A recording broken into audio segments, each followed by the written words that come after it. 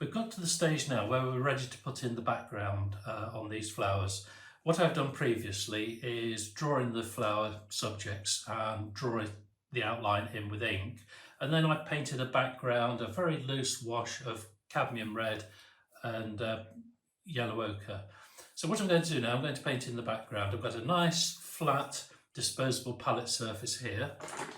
I'm going to use a couple of brushes. These are Melanie Cambridge brushes. I'm going to use the fine detail F2 brush for painting around the edges of the petals, and then the Filbert number 6 for doing the broader areas of the background. I've selected these colours to use as well. We've the Wallace Seymour acrylics. I'm using cadmium yellow hue, palest blue, ultramarine blue and Mars black.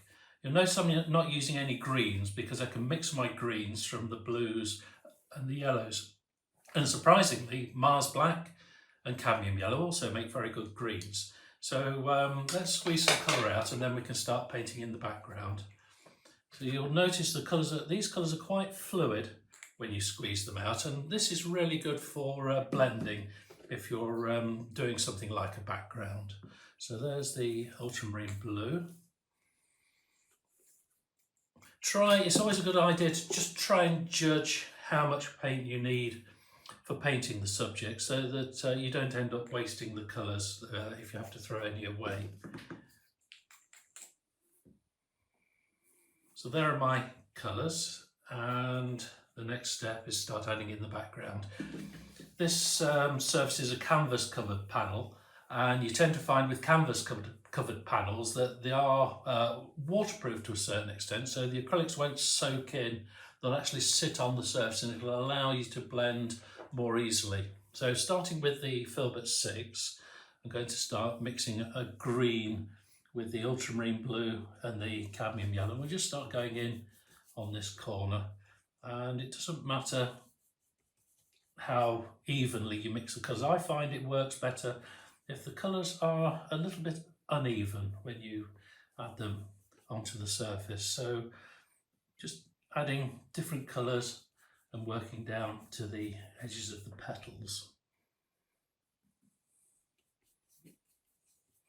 You see, the other thing I'm doing as I paint, I'm adding darker strokes. That little stroke there, that could later be turned into a leaf or something like that. So as you develop a foliage background, if you keep varying the strength of the colour as you add it, it will give you opportunities to see shapes in the background you've painted and allow you to turn those into twigs and leaves and things like that.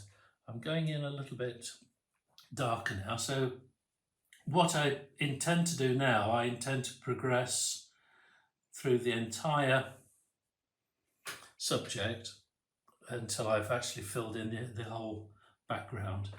So that's really as far as I want to take it.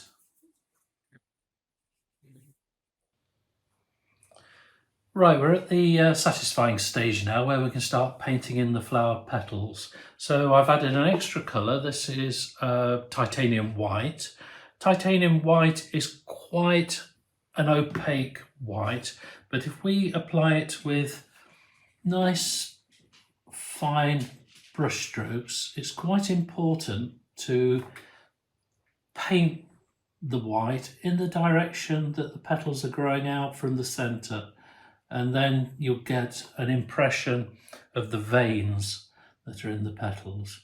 And because these are the major players in the painting, the flowers that are closest to us, we're going to give those quite a sharp edge. The pink of the underpainting is actually helping quite a lot because it's giving the petals a little bit of a warm glow as we start filling in the sections.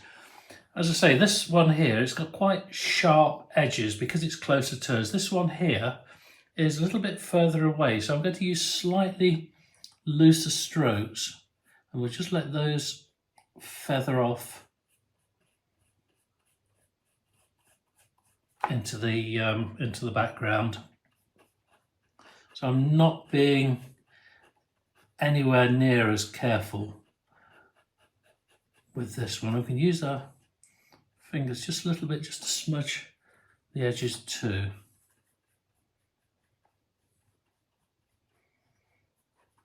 So that's really showing you the approach to get what would be classed as aerial perspective into a subject. So as things get further away, they become slightly less distinct and slightly more blurred.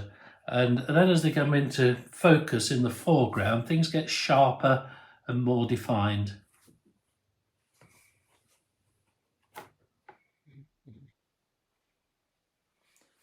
We've nearly completed the painting now. We're really just onto the what I find is the fun part, which is actually adding the shadows that are cast over all the petals. So I've added another colour to my palette. This is cadmium red hue. When you notice that colours end in the word hue, it means that it isn't really cadmium red. It's a substitute colour that performs in a very similar manner to cadmium red, but it's not such an expensive pigment. And with the cadmium red, I'm going to combine that with French ultramarine blue to make a shadow colour. Now that's very dark, so I'm going to add a little bit of the palest blue, just to lighten that up a bit. And there we've got a lovely violet shadow colour. So just a tiny bit more ultramarine blue. And now I'm going to, I'm just going to add a touch of black to it as well. And although you don't need much water with these Seymour acrylics, I'm just going to add a bit here for when I apply the shadow colour. So we've got some really nice effects. There's a petal here that's actually being cast onto the other one. So if I pull that down as a shape,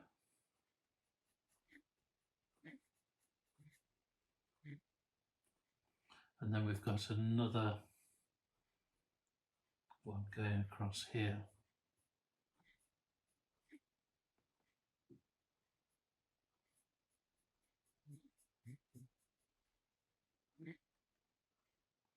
There's also quite a large shadow cast over that distant flower as well. So I'm just going to pull some colour over here. I'm going to work with quite a dry brush. I've taken most of the paint out, and then I'm just going to pull this across. This technique is known as scumbling, where you're using a very dry brush and you're really just scraping it across the surface just to give this very subtle shadow. So right, I'm now going to progress with the rest of the painting.